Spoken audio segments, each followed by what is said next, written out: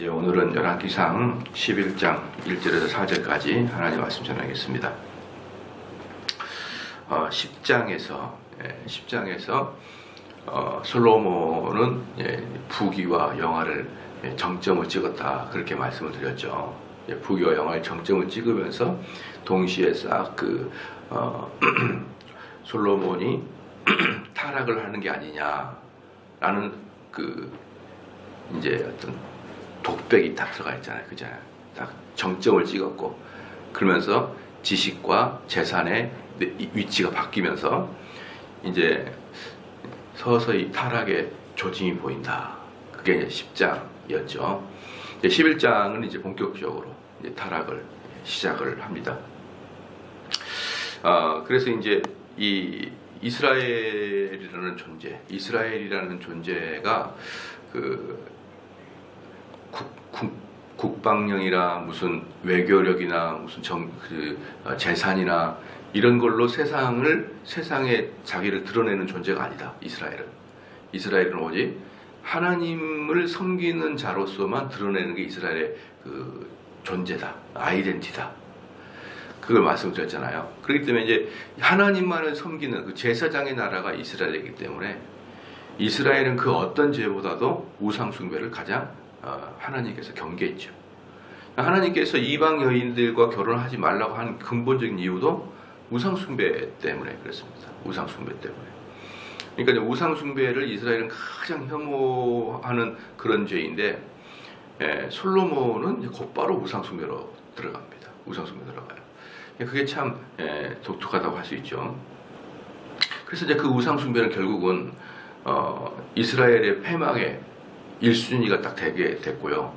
그 다음에 엄청나게 많은 산당들을 지어요. 산당들을. 그리고 산당들이 결국은 이스라엘의 남북으로 나눠지게 되는 결정적인 역할을 그 산당들 때문에 이제 그렇게 됩니다. 이것을 보면서 우리가 열왕기상 11장을 보면서 좀 무엇을 느끼게 되냐면요, 어떻게 저렇게 가장 뛰어난 그 지식을 갖고 있는 솔로몬이, 뛰어났던 솔로몬이 어떻게 그렇게 타락할 수 있을까? 어떻게 이렇게 완벽하게 타락할 수가 있을까? 라는 걸 보면서 인간의 전적 타락에 대해서 우리는 다시 한번 봐야 됩니다. 그러니까 인간은, 사람이라는 것은요, 믿을 존재가 아니에요. 아무리 솔로몬이고 다윗이고 간에 믿을 존재가 아니라는 것이죠. 그들은 언제든지 돌아서면은 타락할 수 있는 그런 존재다. 인간이라는 게 그렇다는 것이죠. 인간이라는 게. 그러니까 다른 사람도 믿지 말고 여러분 스스로도 절대로 믿지. 물론 잘 안 믿겠죠. 저도 잠깐 하다 보면은 넘어지는 거고, 잠깐 경건의 끈을 놓는 순간에 내가 성도였나라고 할 정도로 타락을 해 있는 것을 발견하게 되는 것이죠.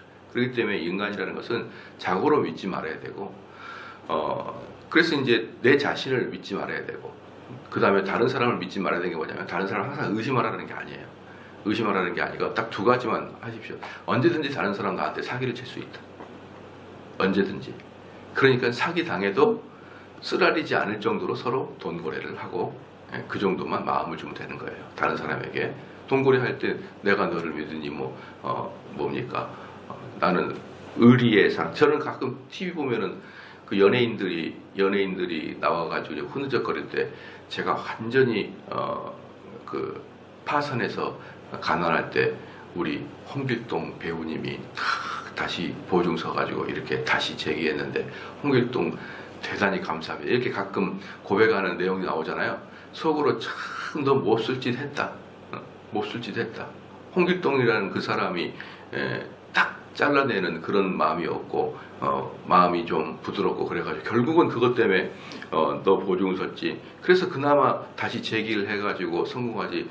10에 하나, 100에 하나만 그렇게 되는 거예요. 나머지는 그냥 꼬그라지는 거죠. 그럼 같이 망하는 거예요. 같이 망하는 거예요. 그래서 이제 재산이 이 사업을 하다 보면은 어느 순간에 이것을 갚을 것 같다는 그런 추측이 있기 때문에 막 과도하게 돈을 이제 좀 빌리거나 대출을 하는데 보증을 쓰거나 그렇게 이제 하잖아요. 근데 그 우리가 흔히 말하듯이 내 마음은 갖고 싶지만 안 돼요. 갚을 돈이 없어요. 그렇게 해가지고 형제고 부모고 돈도 다 그냥 꼬르륵 먹고 그냥 하면서 다 되는 거죠. 그래서 꼭 부탁드리는데 여러분 꼭 이 돈 거래는 어느 것도 믿지 마시고요.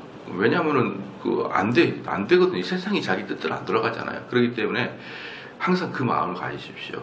누군가가 혹시 뭐 보증을 사달라 그러거나 돈을 빌려달라고 하면 항상 제 이야기 딱 들어요. 제가 듣고 그래 네가 띄어먹어도 내가 살만한 뭐 그렇게 속이 안 쓰일 정도가 되겠다. 딱 그 정도는 그냥 빌려주고 띄어먹어도 어쩔 수 없을 정도의 금액. 목사님 저는 5만 원인데 그 너무 작잖아요. 5만 원 이런 거 너무 작고 그것은 점심값이 그러니까 적당한 금액을 항상 기준을 가지고 계셔요. 띄어먹어도 어쩔 수 없는 돈. 그러니까 그걸 왜 그러냐 그러면 그렇게 하는 게 성경적이기 때문에 그러는 거예요. 왜? 타락한 존재잖아요. 타락한 존재. 내일 일은 난 몰라요. 내일 일은 난 몰라요. 우리는 그런 존재이기 때문에 여러분 뭡니까 흔히 말하잖아요. 돈도 잃고 사람도 잃고 다 잃어버리는 거예요. 그러다가. 근데 처음에 빌려줄 때 좀 어색해도 결국은 그게 나중에는 사람은 안 잃게 되는 그런 거기 때문에 꼭 좀 기억을 해주시고요. 그 다음에 두 번째 사람을 믿지 말라는 것은 사람에게 실망하지 말라는 거예요. 다른 사람에게 실망하지 마라. 어느 존재든지 다 그렇게 하는 거예요. 그러잖아요. 우린 지나가면 독사를 왜 무서워해요? 독사를 무서워하는 이유가 있습니다. 왜? 독사한테 여러분 혹시 물려보신 분 있나요? 독사한테 물려보시고 지금까지 살면서 별로 없죠. 근데 왜 무서워하죠? 독이 있기 때문에 무서워하는 거예요. 독이 있기 때문에. 뱀은 독이 있기 때문에 무서워하는 거라고요. 생긴 게 징그러운데요? 뭐 그렇긴 하죠. 그래도 징그러워도 이렇게 뱀이 독이 없으면 그냥 들어서 이렇게 던져버리면 되는데 독이 있기 때문에 아예 접근을 못한단 말이에요. 그러니까 독사가 우리를 물어서 우리는 독사를 경계하는 게 아니라 독사는 독이 있기 때문에 우리가 경계하는 거예요. 마찬가지로 사람은 죄를 지어서 사람이 아니라 죄가 있기 때문에 죄를 짓는 거예요. 사람은 독사예요, 독사. 사람 안에는 독이 있어요. 그러니까 우리가 입을 열어서 딱 물면은 독이 퍼지는 거예요. 독사가 여러분이 불교라고 칩시다, 불교. 전생에 여러분 부모였어요. 여러분한테 와가지고 뽀뽀하려고 해서 독사가 와가지고 전생에 독사가 여러분 부모였으니까. 근데 그 독사가 무서운 이유가 뭐예요? 독이 있어서 짚지도 못해요. 아무리 그 아이는 우리에게 뽀뽀를 하고 싶어도 그 뽀뽀를 했다가는 독이 오기 때문에 독사의 입장에서는 뽀뽀지만 우리들에게는 치명적인 죽음으로 가게 되는 거잖아요. 그렇기 때문에 독사는 우리한테 해를 끼쳤기 때문에 우리가 걔를 경계하는 게 아니고 걔를 가까이 하면 해를 끼치기 때문에 걔를 경계하는 것처럼 우리 사람은 옆에 있는 것만으로도 항상 우리를 해하고 실망시키고 우리 힘들게 하는 게 인간이기 때문에 그건 당연한 거라는 것을 여러분이 꼭 이해를 해야 됩니다. 결국 여기도 똑같은 사람들의 악함이네. 이렇게 이야기하면 절대로 안 된다는 것이죠. 어떤 분이 저한테도 그런 얘기 하더라고요. 목사님, 누구누구 개똥이는 어떤 신학교 가면 좋습니까? 무슨 신학교, 무슨 신학교? 아무데나 가라 했어, 아무데나 가라. 그러니까 그 신학교 나와도 사람이 변합니까? 그래서 내가 그 말 하려고 그런다는 거죠. 신학교를 가도 사람은 안 바뀌어요. 어느 교회를 가도 사람이 안 바뀌어요. 특별히 하나님의 은혜로 말미암아 거듭남을 경험하지 않는 이상은 사람이 안 바뀌는 겁니다. 그렇기 때문에 이왕 신학교 A, B, C 어느 곳에 가면은 사람이 변하고 어느 곳에 가면 사람이 더 목회를 잘하냐? 아니에요. 나는 항상 이야기합니다. 신학교는요, 딱 전도사, 목사 할 수 있는 자격증만 얻는 게 신학교예요. 그냥 그렇게만 생각하시면 됩니다. 여러분 공인중개사 자격증 따면 사람이 변합니까? 검정고시 학교 가면 사람이 변해요? 안 변하잖아요. 그게 신학교예요. 그게 신학교는 플러스 마이너스 딱 없습니다. 뭐냐? 설교할 수 있는 자격 받은 거. 그리고 공부는 은혜는 교회에서 받는 거예요. 혼자서 골방에 앉아서 무슨 신학교에서 은혜를 받아요. 전혀 그런 게 없어요. 그러니까 신학교를 안 가보는 분들이 신학교를 가게 되면은 뭔가 바뀔 것 같고 그런 거 같죠? 안 그래요? 절대로 안 그렇습니다. 사람이 바뀌는 것은 나와 하나님과의 개인적 관계에서 바뀌는 거지. 어디 신학교 가서 뭘 배웠다고, 구약학 개론을 배웠다고, 그 다음에 무슨 조지신학 서론을 배웠다고, 뭐 사람이 바뀝니까? 그게 똑같죠. 그러니까 그런 것들을 다 그런 개념을 제가 그렇게 잡은 이유는 뭐냐면 그 근저에는 인간의 전적 타락이 있는 거예요. 인간의 전적 타락의 개념이 없으면 내가 어디 가서 배우면 바뀔까? 어디 신학교 가면 설교도 잘하게 될까? 전혀. 어디 가면 목회 잘하게 될까? 전혀 아니에요. 전혀 아니에요. 인간은 타락했기 때문에 그렇게 배워가지고 되는 게 아닙니다. 여러분들 좀 아시겠죠? 그러니까 남을 대할 때는 두 가지 마음. 내가 쟤한테 뒤통수를 당해도 괜찮을 만큼의 서로 재산 거래 또는 마음의 거래도 그 정도 하는 거예요. 마음의 거래도. 뒤통수 때려도 아프지 않을 만큼 마음의 거래. 내가 올인하면은 안 돼요. 사람이 누구에게 막 너무 의존하고 그러면 안 되는 거예요. 적당한 거리를 항상 유지해. 왜? 천적 타락한 존재니까. 두 번째, 어느 사람이 여러분을 실망시켜도 여러분 실망하지 마라. 그게 사람의 존재니까. 그다음 그게 남한테 대하는 것이고, 나한테 대할 때는 언제든지 경계하고 있어야 돼. 나는 스스로에게는 언제든지 나를 의심하고 언제든지 나를 경계하고, 그게 전적 타락한 사람들의 그 맞는 가진다. 그래서 이 세상에 최고의 뛰어나고, 처음에 솔로몬이 뭡니까? 왕이 될 때 1,000번째 제사를 드리고 그런 왕이잖아요. 하나님께 기도하니까 그 하나님께 기도한 내용이 얼마나 멋있었습니까? 그런 사람이 그냥 와르르 무너져 버린 겁니다. 와르르. 그래서 여러분들이 이 솔로몬을 보면서 야, 이 미련한 놈 이렇게 보는 게 아니라 항상 나를 갖다가 대해서 경계하시기를 바랍니다. 그게 이제 우리가 이 솔로몬을 11장부터 배우는 의의인 것이에요. 그 다음에 이제 두 번째 또 우리가 뭘 알아야 되냐면, 이제 이 11장을 보면서 이제 그 두 민족이 독립운동을 해요. 독립운동을. 솔로몬이 제국을 형성했잖아요. 그러니까 솔로몬은 단지 이스라엘만 형성한 게 아니라 밑에 애국부터 시작해가지고 저기 위에 아수르 그 사이까지를 이스라엘이 다 통합을 했잖아요. 그 속에 있던 모압, 암몬 족속, 이런 족속들을 전체를 다 어땠습니까? 솔로몬이 제국을 거느리게 된 거예요. 이제 그 중에 두 개의 족속이 독립운동을 하게 되는 것이고요. 그 다음에 이제 여로보암이 반란을 일으켜요. 여로보암이 반란을 일으킵니다. 근데 이게 역사상 일어나는 자연스러운 현상이 아니고 솔로몬의 타락과 함께 일어나는 것이죠. 그러니까 이제 이게 현 시대 사람들은 이게 안 보이는 거예요.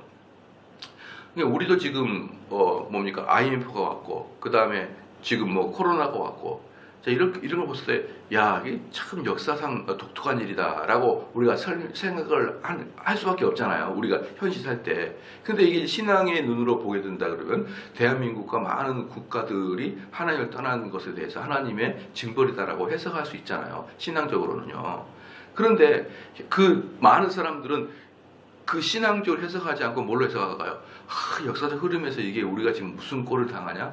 야, 우리가 지금 6.25 사변을 당했고 지금 우리가 뭘 당했고 막 이렇게 역사적 흐름으로 보는 것이지, 그것을 뭐 하나님이 우리에게 징벌을 했다, 그게 잘 안 보잖아요. 그러니까 이 솔로몬 시대 때에도 두 개의 민족이 독립을 쟁취하고, 그 다음에 여로보암이 반란을 일으킨 것은 우연의 일치가 아니라 솔로몬의 죄에 대한 하나님의 대가인데, 문제는 뭐냐 그러면 이 대가 때 솔로몬이 돌아서야 되는 거예요. 그러니까 뭐가 안 되는 거죠. 뭐가 막 안 되는 거예요. 그러면 어떻습니까? 얼른 그 길을 끊고 돌아서서 하나님께 기도를 해야 되는 거예요. 회개 기도를 해야 됩니다. 그런데 어리석었기 때문에 몰라. 곤란함이 왔다. 야, 이런 역경 속에서는 인내하고 참자. 이렇게 나가버리면 여러분 답이 없는 거죠. 그리고 결국 어떻게 돼? 남북이 딱 나눠져 버린 거예요.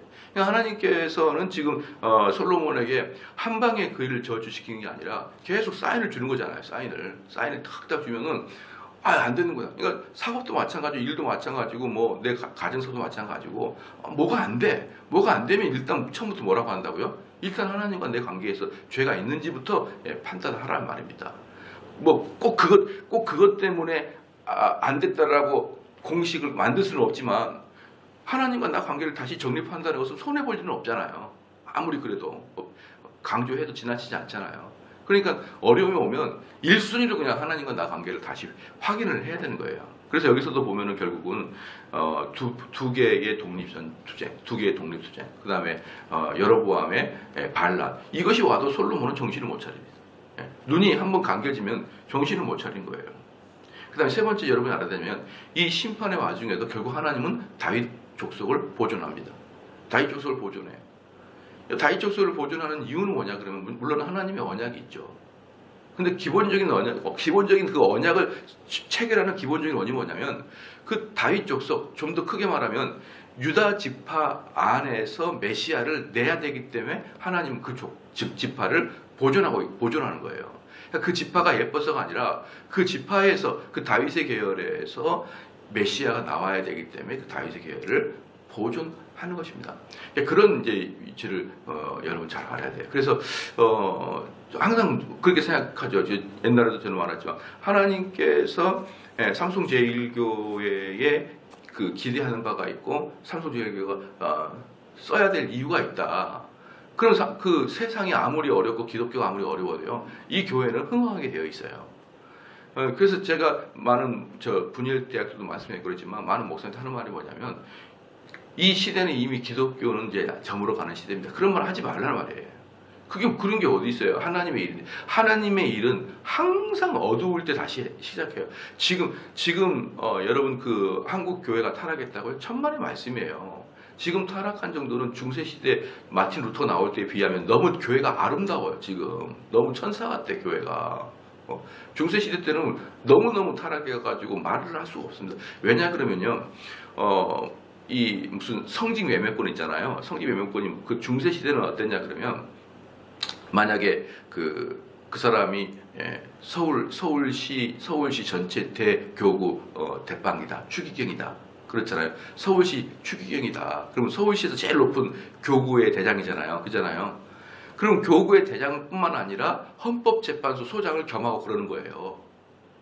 그러니까 중세 시대의 이 신부들과 지금의 한국 교회 목사나 신부들하고 급이 아닌 거예요. 걔네들은 그 자리에 올라가면은 대법원장도 되는 거고 헌법재 소장도 되는 거고 뭐 국무총리 되는 그 한 자리씩 갖는 거예요. 그러니까 이게 그 교황 밑에 추기경들은 단지 종교적인 게 아니라 지금으로 말하면은 국회의장, 국회의원, 뭐 법무부 장관 그걸 겸하면서 하는 거기 때문에 지금 타락하고는 격이 다르죠. 지금 타락하고는. 얼마나 타락해. 지금도 우리가 가장 타락했다면 국회고 정치인데 거기다가 플러스 로마 가톨릭의 타락과 합쳐가지고 권력과 모든 육체적인 권력도 가져오고 있죠. 그들에게 형법을 제공했어. 근데 영적인 저주도 가져와. 너 지옥 가. 너 세례 안 해줄 거야. 영적인 저주권을 가져고 있어요. 그러니까 영적 저주권과 육체적 그 형사권을 같이 두 개를 가지고 있으면서 1000년 동안은 그렇게 해왔던 거예요. 그러니까 이 중세 타락은 막 사람들이 뭐 중세 이후에 최고 그 좀 역사 좀 와서 공부 좀 하고 좀 모르면 분야에 와서 내가 참 안 되면 특강 해가지고 해줄 테니까 좀 듣고 좀 아무렇게나 입 벌려가지고 말하지 말고 무슨 중세시만큼 타락하면 중세만큼 타락할 수가 없어요. 왜? 목사는 국회의원이랑 겸직하는 거 아니니까. 사람들이 자꾸 뭔가를 모르는데 그렇기 때문에 한국교회는 너무 타락했고 어두웠다. 좋아요. 타락이 어두웠습니다. 그런데 뭐 어떡하라고. 하나님께서 하시겠다 그러면은 그 1000년 동안 어두운 것도 불 밝히시는 하나님이신데 그렇지 않습니까? 이 정도의 무슨 어렵다 뭐 그럽니까? 내가 하나님에게 필요하다 그러면 하나님은 그 자를 죽이지 않아요. 이 교회가 하나님에게 필요하다 그러면 이 교회를 여러분 넘어뜨리지 않습니다. 필요 없으니까 치우는 거죠. 어제도 어떤 목사님과 대화를 했었어요. 대화를 했는데 우리 고양시 기독교 연합회 일하시는 목사님이에요. 그러니까 고양시의 기독교를 잘 알죠. 딱 한마디 하더라고요. 이 근동에서 삼성 제1교회 핫한 교회라고. 네. 핫한 교회. 코로나가 와봐 보니까 삼성 제1교회만 부흥을 한다는 소리가 나머지는 전부 다 그냥 흐물흐물 돼버리고 흐물흐물. 그래서 난리가 났다는 거예요. 난리가 났어. 근데 우리 교회는 그래도 조금씩이라도 코로나 기간 동안에 성장을 하고 있잖아요. 그러니까 이제 뭡니까? 어려운 시대에 영웅이 난다고 그럴까요? 이 한국 교회가 어려운데 고양시 교회가 어려운데 우리 교회는 성장을 하고 있으니까 더 빛나고 다 같이 성장할 때는 빛나 보이지 않지만 그렇잖아요. 그래서 저는 우리가 잘났다라는 그 절대 아니에요. 뭐냐 그러면 제대로만 하면 하나님은 그 교회를 보호하실 수밖에 없는 거예요. 그 교회가 아니고 그 사역자가 아니고 그 교인들이 아니면 하나님의 그 진리의 빛은 사그라드니까 그 교회를 하나님은 보호하신단 말이에요. 보호. 그렇기 때문에 우리는 죽는 것도 덜 두려운 거죠. 그러면 왜? 하나님이 나에게 이 땅에서 해야 될 일이 있으면 보호해 주는 거예요. 생명까지도. 이 사람을 통해서 해야 될 일이 있으니까. 여러분 그게 11장의 주 메시지입니다. 이 세 가지 인간의 전적 타락의 모습이었고, 또 하나님은 한 방에 보내지 않고 사인을 보낸다. 사인을 보내니까 빨리빨리 돌아서야 된다. 그렇잖아요. 세 번째는 그럼에도 불구하고 하나님은 쓰일 자를 보호해야 된다. 그렇게 여러분이 이 3장 11장을 세 가지 용도로 여러분이 알아야 됩니다. 그래서 이제 1절부터 8절까지가 이제 솔로몬의 죄를 쭉 열거해 준 거예요. 1절부터 8절까지 솔로몬의 죄를 열어가지고, 그래서 이제 오늘은 4절까지 볼게요. 그러니까 솔로몬이 이제 1절입니다. 솔로몬 왕이 바로 딸 외에 이방의 많은 여인을 사랑하였으니. 이게요, 솔로몬 왕이 바로의 딸, 그러니까 바로의 딸과 결혼했다는 것은 뭐냐면은 그러니까 정말 강한 나라의 공주들을 약한 나라의 왕한테 결혼을 보내지 않습니다.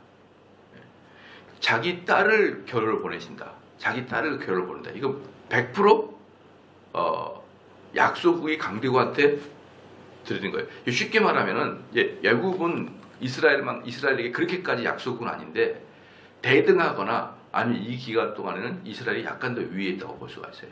왜 딸을 주는 것이 약소국이냐? 원래 종주국 있죠, 종주국. 그러니까 세금을 바쳐야 되는 그 나라 있잖아요. 그 나라들의 그 약소국 나라들의 왕의 딸들을 강대국에다 드리는 것은 너희들 전쟁 일이면 다 죽여버릴까 이 뜻이거든요. 그러니까 강대국들은 약소국들의 그 왕들의 딸들을 받거나 왕실의 가족들을 받아서 결혼을 하는 거예요. 그럼 그건 단지 결혼이 아니라 인질을 잡는 겁니다. 인질을. 너희들 까불면 너희 딸 죽여. 그렇게 하는 거예요. 그러니까 만약에 옛날에 유럽 같은 경우 다 그렇게 했거든요. 그래서 전부 다 뭐 스페인 왕가와 잉글랜드 왕가의 뭐 결합, 이게 전부 다 서로 전쟁하면 죽이겠다는 거예요. 그러면은 스페인과 만약에 잉글랜드가 전쟁한다. 그럼 내 딸 죽여라. 이렇게 하고 전쟁하는 거예요. 내 딸 죽여도 된다. 이렇게 하고 전쟁하는 겁니다. 그렇기 때문에 여러분 다 그게 전쟁을 일으키지 않는 방식이었거든요. 그러니까 항상 약소국 사람들이 그 종주국에다가 이렇게 딱 드리면서 우리 살려주십시오. 타협하십시다. 너희들 만약에 어디 수작 부리고 어디 꼼수 부리면 너 딸들부터 아웃시킬 테니까 땅만 먹지 마. 그게 바로 뭐예요? 정략결혼이라고. 그게 정략결혼. 그렇기 때문에 자기 딸을 주는 것은 항상 강대국에 주는 것이지 강대국이 약소국에 주질 않아요. 그런데 애굽이 딱 줬다는 거예요. 이스라엘이 엄청난다는 거고. 그 다음에 두 번째는 뭡니까? 애굽 사람 여자를 딱 바로의 딸을 탁 솔로몬 정권 초기 때부터 그 여성과 결혼. 그래서 이 바로의 딸이 뭐냐면 정실입니다. 정실. 그러니까 부인 중에서 제일 높은 부인. 첫 번째 부인. 그러니까 솔로몬은 처음 시작할 때부터 하나의 방식이 아니라 그 당시의 외교 문화를 따라요. 그 당시 이방인들이 갖고 있는 외교 문화를 딱 따라가지고 이방 여자랑 첫부터 딱 결혼을 해버려요. 뭐 용가리 똥 빼라고 이렇게 합니까? 하나님 말씀은 분명히 이방 여인과 결혼을 금지하고 있잖아요. 이방 여인과 금지하는 것은 우상 숭배가 들어오기 때문에 금지하는데 지금 뭐라고 처음부터 딱 시작하자마자 이방 여인, 그것도 바로의 딸하고 딱 결혼하자 이 말이에요. 그리고 이 바로의 딸이 얼마나 예쁘고 현명했던지 아마 현명했던 것 같아요. 그리고 이 바로의 딸이 괜찮았어요. 괜찮았기 때문에 그런지 몰라도 이 딸을 위해서 어때요? 탁 궁실을 왕궁을 또 따로 만들어주고 따로 이 여인. 그래서 이제 나중에 보면 알겠지만 엄청난 많은 여인과 부인과 첩을 거느리면서 그 전체 부인과 첩의 우두머리가 지금 바로의 딸이 되는 거예요. 그러니까 거기서도 하나의 어떤 정치의 세력이 형성이 되는 거예요. 여성들의 세계에서. 자, 그래서 1절에 솔로몬 왕이 바로의 딸 외에 이방의 많은 여인을 사랑하였으니 곧 모압과 암몬과 에돔과 시돈과 헤더인이라. 그러니까 여기서 이제 솔로몬 왕이 이제 바로의 딸과 했고 그다음 이방의 많은 여인을 사랑했다. 이 사랑했다라는 단어 있잖아요. 이 사랑했다 단어가 뭐냐 그러면은 그 히브리 원어적으로 어떻게 표현되냐면은 뭐라 그럴까요?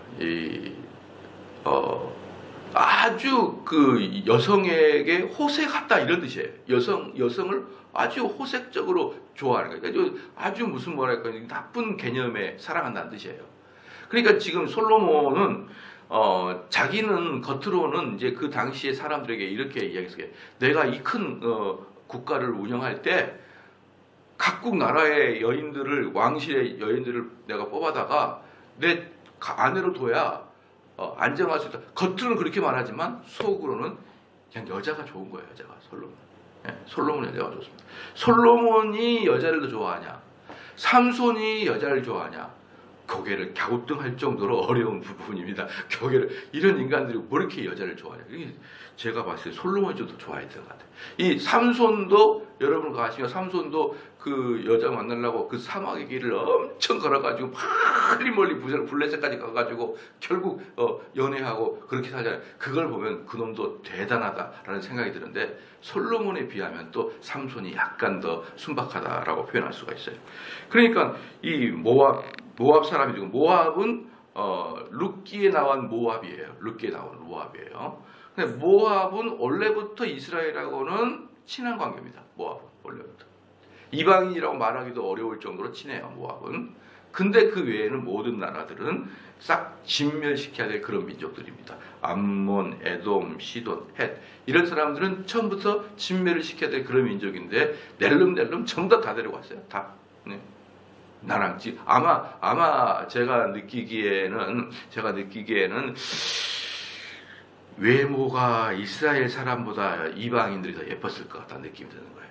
이 이스라엘 사람들은 몇 명 없어요. 전부 다 이방 여자들로 그냥 무슨 독특한 취향인지 모르겠어요. 이렇게 다 들어갔습니다. 2절 말씀에 여호와께서 일찍이 이 여러 국민에게 대하여 이스라엘 자손에게 말씀하시기를 너희는 저희로 서로 통하지 말며, 여기 통하다는 것은 결혼하지 말라는 거예요. 이 이야기는 이제 언제냐면 출애굽기에 나온 이야기인데요. 이 이야기가 출애굽 이후에 쭉 가나안 땅을 40년 동안 배회하다가 마지막에 가나안 동쪽에서 요단강 동쪽에서 가나안 땅으로 이제 도하하기 전에 모세가 설교한 내용입니다. 거기 들어가기 위해서는 가나안 땅에서 절대로 이방 사람과 통하지 마라. 즉 결혼하지 마라. 그 뜻이에요. 말며 저희도 너희와 서로 통하지 말라. 저희가 정명코 너희의 마음을 돌이켜 저희의 신들을 쫓게 하리라 하셨으니 솔로몬이 저희를 연애하였더라. 분명히 솔로몬은 하나님 주신 엄청난 지혜자이기 때문에 이 이야기를 모를 리가 없죠. 솔로몬이. 이 이야기를 모를 리가 없고 분명히 모세가 이렇게 이야기한 것을 솔로몬은 아주 깨알같이 알고 있을 거예요. 그리고 이제 솔로몬 밑에 있는 많은 대신들도 알고 있을 거예요. 그런데 이것을 분명히 알면서 어기는 정도가 아니라 아예 막 엄청난 부인과 첩을 들이는 것은 그때 당시에 외교적 관례를 따랐을 것 같다 이 말이에요. 야 이렇게 하니까 우리가 야 모세 때는 지금하고 다르잖아요. 모세 때는 아주 약소국이었고 지금 우리가 이 엄청난 광대한 지역을 다스리는데 그 같은 상황이 아닌데 그때 법칙을 따르면 되겠냐 이렇게 아마 스스로도 설득하고 대신들에도 설득할 거예요. 근데 속마음은 어때요? 욕망에 쌓여 있는 거예요. 욕망에 호색함에 쌓여 있는 거란 말이에요. 겉으로는 그렇게 말해도 겉으로는 그럴듯하게 말하지만 속에는 욕망이 쌓여 있는 겁니다. 여성을 향한 그 열정이 쌓여 있는 거예요. 그렇죠. 그 다음에 3절에 왕은 후비가 700이요. 여기서 보면요. 여기 후비가 뭐냐 그러면 실질적으로 아내. 그러니까 이 후비는 첩이 아닙니다. 아내, 내 마누라 이 뜻이에요. 근데 그게 700이에요. 그러니까 이 후비는 뭐냐 그러면은 정식적으로 내 아내이기 때문에 정식적인 아내는 그들이 태어난 아들 중에 왕자가 되고 왕이 될 수 있는 사람의 자격이 주어집니다. 그리고 정식적으로 아내가 되기 위해서는 다른 나라의 공주나 다른 나라의 왕족이었던 거예요. 왕족. 그래서 그들을 첩으로 들인 게 아니라 정식 왕의 부인으로 들인 거죠. 그러니까 700명이나 어때요? 다른 나라의 왕족의 자녀들을 끌어들인 겁니다. 700명이나. 그러니까 여기서 분명히 나타난 거 아닙니까? 내가 결혼하는 것은 뭐다? 정략 결혼이지 이 근동을 내가 안정을 시키기 위한 결혼이지 내가 지금 호색남이라서 그러는 거 아니야? 라고 말하면서 어때요? 각국에 있는 여성들을 700명이나 자기 아내로 삼았습니다. 오케이, 여기까지 좋습니다. 뭐 그때 답시다. 그러면 뒤에 빈장이 300개. 이 빈장은 철저하게 첩이에요. 철저하게 첩이라고. 이 빈장은 뭐냐 그러면요, 쉽게 말하면은 그러니까 솔로몬이 가지고 있는 재산이 있잖아요. 솔로몬이 가지고 있는 재산을 아내, 후비가 낳은 자녀들에게는 유산으로 다 물러가요. 솔로몬의 재산. 왜? 아들이니까. 여자는 비록 700명이지만 내 정식 아내니까. 그러니까 그 사람들이 낳는 아이들에게는 재산이 물러가고, 그 다음에 왕자가 되고, 그 다음에 왕권도 가능합니다. 근데 이 빈장은요, 그야말로 엔조이 대상입니다. 그야말로. 아무런 대책도 걔네들에게 주어지지 않아요. 그냥 그 후궁들이에요, 후궁들. 근데 그 후궁들이 300명입니다, 여러분. 300명. 합이 1000명이에요. 그래서 내가 솔로몬은 삼손의 위라고요. 1000명. 여러분, 1000명이면은 얼굴을 보고 이름을 기억할까요? 내가 너 누구냐? 여보, 저 모함 여인 A-3번 모함 여인인데요. 그러냐고 그러면서 들어와라. 이게 이제 1000명 여러분, 솔로몬이니까 기억을 하겠습니다만, 저도 지금 우리 교회 350명 저분이 홍길동 씨인가 자꾸 헷갈리는데, 아니 1000명의 아내를 두고 대기표 끊어야 되고 번호표 끊어야 되고 말이죠. 너 몇 살이냐, 너 고향이 어디냐 다 물어봐야 될 거 아니에요. 천나밥다 들어와서 옷을 많이 봤는데 이게 뭡니까? 이게 1000명이면 뭐예요? 한 방에 하루만 가도 3년입니다. 3년. 예. 그 남편하고 보면 3년 동안 기다려야 돼요. 이게 제정신이냐, 이 솔로몬이. 그래서 저는 솔로몬에 비하면 삼손은 참 순박했다. 여자 하나 사랑하려고 저기 블레셋까지 사막길 헤치고 가는 그 순수한 사람. 그래서 저는 참 이 솔로몬이 뭐 이런 놈이 다 있나 이렇게 막 생각을 해요. 지금 4절, 솔로몬이 나이 늙을 때 왕비들이 그 마음을 돌이켜. 여기서 보면요, 참 재밌는 게 뭐냐면 아가서 6장 8절에 보면요, 거기를 왕후가 60명이에요. 60명. 그리고 이 빈장 있잖아요. 빈장. 이 사람이 80명입니다. 그러니까 이 처음에 그러니까 아가서 6장 8절에 보면은 아내가 60명, 첩이 80명인데 지금 여기는 아내가 700명, 빈장이 300명입니다. 이게 왜 그러냐 그러면요, 아가서를 쓸 때는 솔로몬의 초창기 때예요. 지금 여기 때는 솔로몬의 후반부터 4절 봐보시죠. 솔로몬이 나이가 들을 때예요.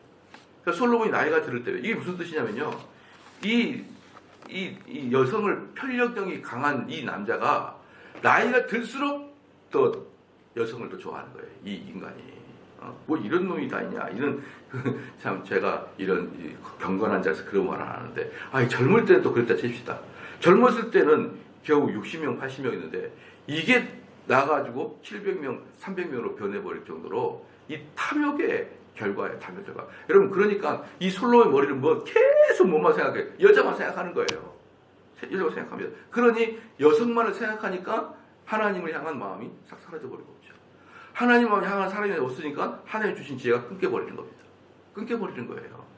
그러면서 4절에 솔로몬이 나이 늙을 때 왕비들이 그 마음을 돌이켜 다른 신들을 좇게 하였으므로 왕의 마음이 그 부친 다윗의 마음과 같지 아니하여.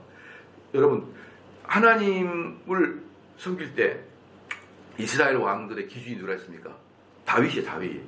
다윗과 같냐 안 같냐가 선한 왕이냐 안 선한 왕이냐, 이거 기준인데 딱 결론을 뭐라 내립니까? 솔로몬은 다윗과 마음이 다르다라고 딱 결론을 내리잖아요. 그러니까 걔는 악한 왕으로 딱 치료가 되는 겁니다. 이 슬픈 것이 뭐예요?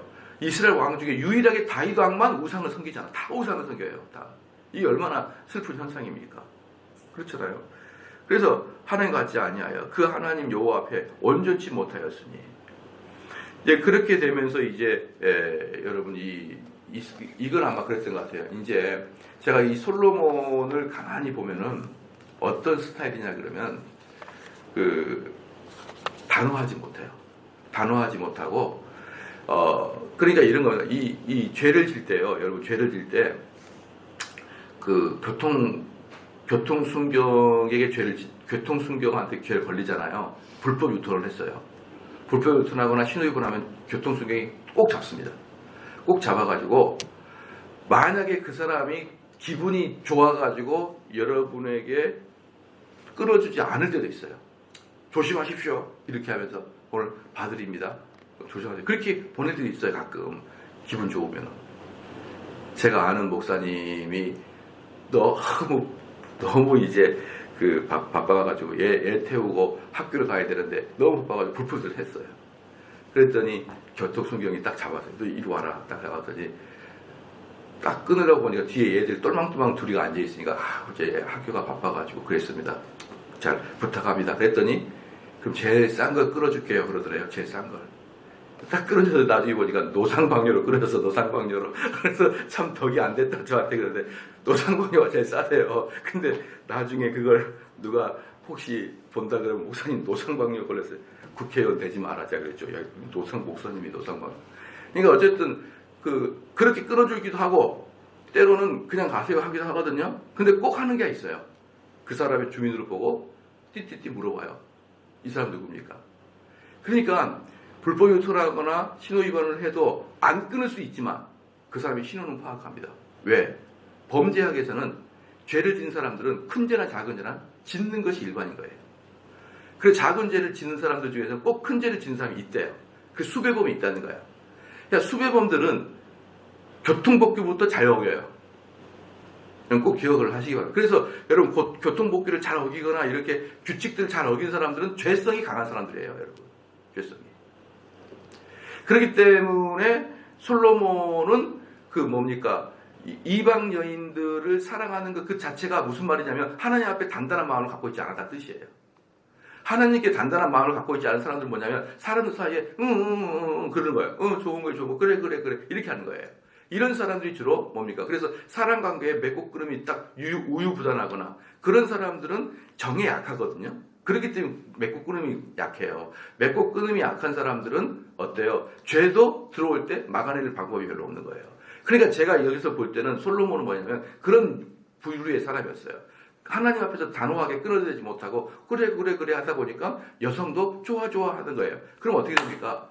1000명의 아내들 뭐 있습니다. 그러면은 제일 예쁜 예굽의 공주가 여봉 나 정말 여기 다 좋은데 내 예굽에서 드렸던 그 신이 보고파 막 밤마다 막 솔로몬은 그 하나 지어줘 신당 하나 지어줘 분명히 그랬을 거예요. 솔로몬은. 그 다음에 또 모압 여자가 왜 걔한테만 해주고 왜 나한테는 안 해줘요? 무슨 왕은 차별하면 안 되죠? 그럼 오케이 주워줘. 그게 건수가 돼가지고 다 지어줬을 거예요. 내 느낌은 그래요. 물론 성경에는 그런 게 안 나와요. 그러나 저도 추측할 수 있잖아요. 사람이니까. 그렇잖아요. 그렇기 때문에 솔로몬이 막 의도적으로 신당을 지어줬던 건 아닌 것 같아요. 느낌에는. 근데 그 많은 여성들이 뭡니까? 나이가 이 4절에 솔로몬이 나이 늙을 때 왕비들이 그 마음을 돌이켰어요. 그러니까 나이가 늙고 그러니까 더 이제 막아낼 방법이 없으니까 왜 걔한테는 해주고 나한테는 안 해줘? 나 삐졌어요. 막 이렇게 막 하면은 지어줘. 그래 다 지어줘. 이렇게 해가지고 온 천지에 우상상당이 꽉 차버렸습니다. 온 천지. 네. 여러분 이게 결국은 1절부터 4절까지 이 짧은 절에서 결국은 뭐예요? 신속하게 우상 숭배로 접어들잖아요. 바로 이런 문제를 하나님은 미리 아시기 때문에 하나님은 단호하게 우상 숭배하지 말았다. 어떤 사람이 그럽니다. 목사님 술 먹으면 됩니까? 안 됩니까? 그런데 술은 단호하게 말씀드리면 여러분 죄를 짓는데 직선으로 가게 돼 있어요. 직선으로. 물론 어떤 약을 위해서는 그럴 수는 있겠다고 치지만요. 저희 아내가 분명히 저한테 얘기했거든요. 저희 아내가 뭐라 했냐면 우리 아내가 저거잖아요. 여성 청소년과. 여성 청소년과에서 제일 많이 한 게 유괴범하고 그 다음에 성추행 2개 다루는 거거든요. 성추행 100% 술 취해서 한대요. 그러니까 회사 사람이나 공무원이나 반듯한 사람이 말짱한 데 가가지고 이상한 데 만지고 그러지 않아요. 취하니까. 기분이 허용으로 좋으니까.